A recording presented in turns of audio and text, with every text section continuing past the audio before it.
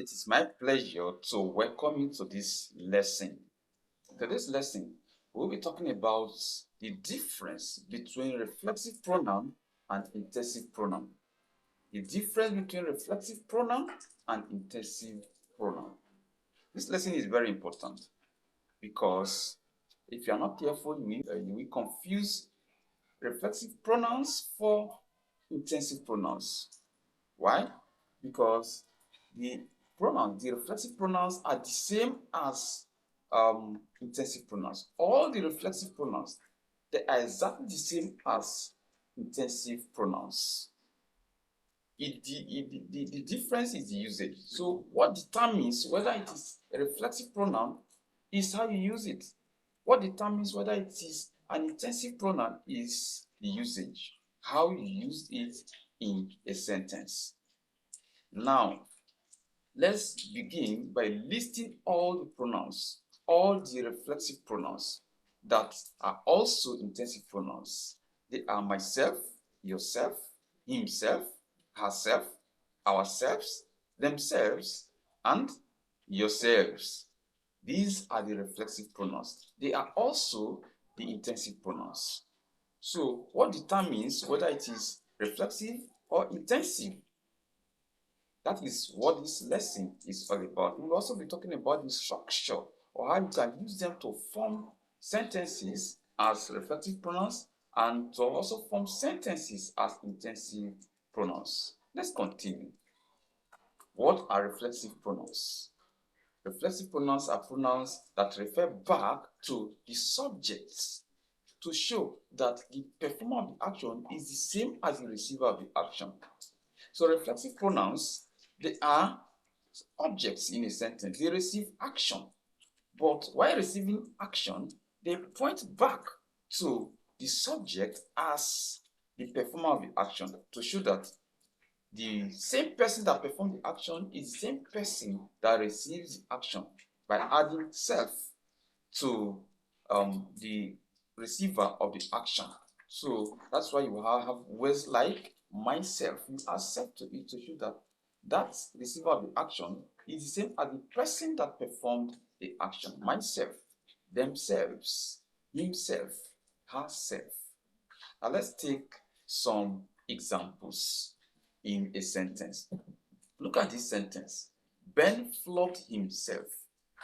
Ben flogged himself.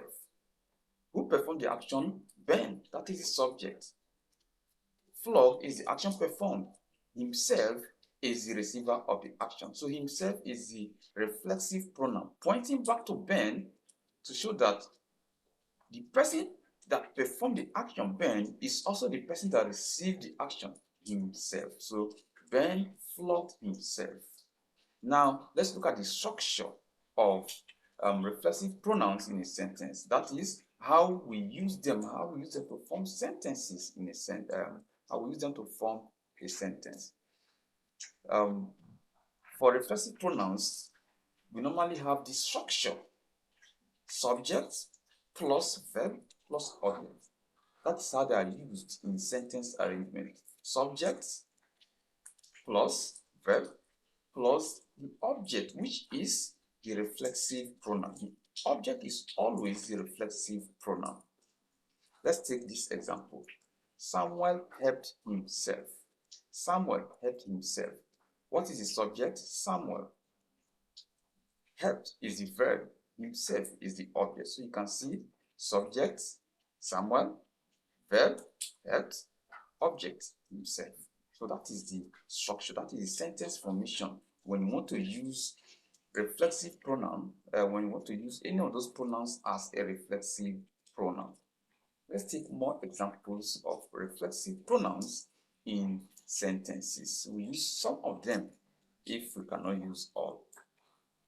Sentence number 1, Philip blames himself. Philip blames himself. Philip, subject, blames, verb, himself is the object, the receiver of the action, which is the reflexive pronoun, showing that the performer of the action is also the receiver of the action. You love yourself. You love yourself. Who performed the action? You. What is the action performed? Love. Who received the action? Yourself. So the receiver is also the performer of the action. You love yourself. You perform the action, you receive the action. Example 3, we enjoyed ourselves. We perform the action, we receive the action. Example 4, they defended themselves. We perform the action, we receive the action. Example 5, I told myself the truth. I performed the action, I received the action. That myself there shows that I received the action. Okay, so how about intensive pronouns? They are different from reflexive pronouns in usage. What do I mean? Intensive pronouns are used to emphasize the subject. They are used to show that the action was performed by the subject and no one else. The subject could be a noun, could be a pronoun.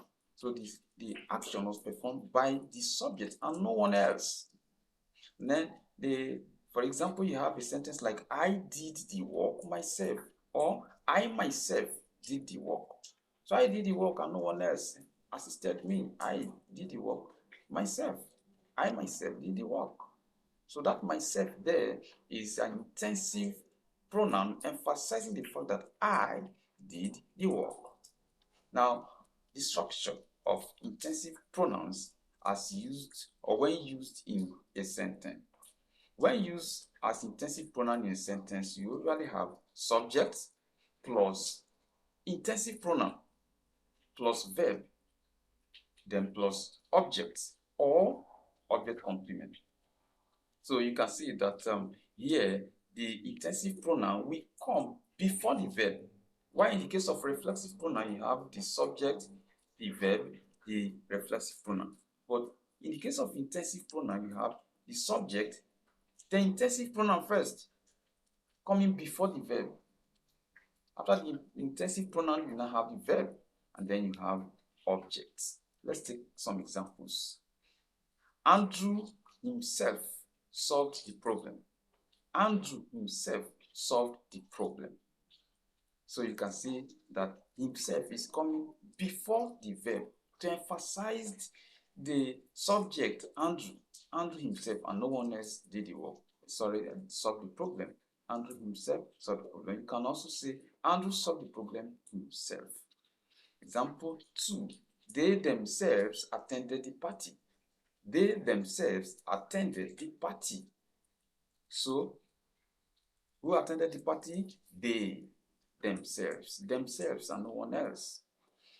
Example 3. We ourselves cleaned the room.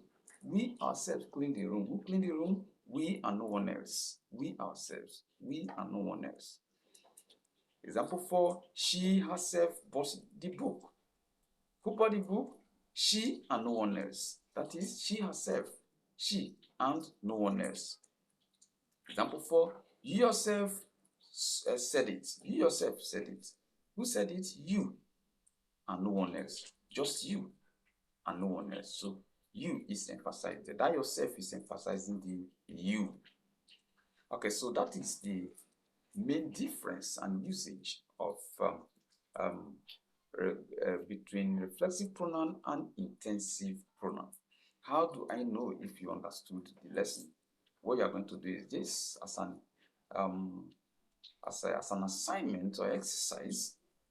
Write down 5 sentences. First of all, featuring reflexive pronouns. Make sure you use the format I have just explained: subject, verb, then the reflexive pronoun. Make 5 sentences.